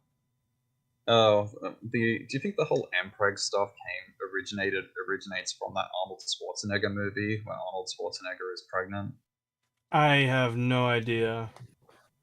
I'm back.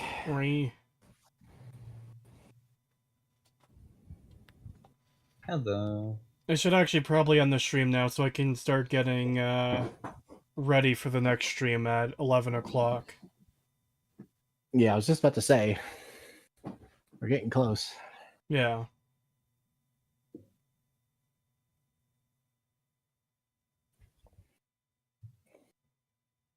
Are you gonna go in that stream too, Pagan?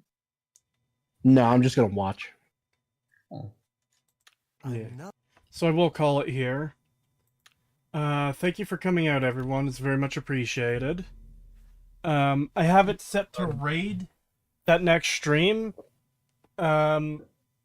Even though it's starting in like 45 minutes, it should throw you into the waiting room. Yeah, hopefully I'll see some of you there. And hopefully those of you that do go over to that other stream aren't fucking degenerate about me in chat.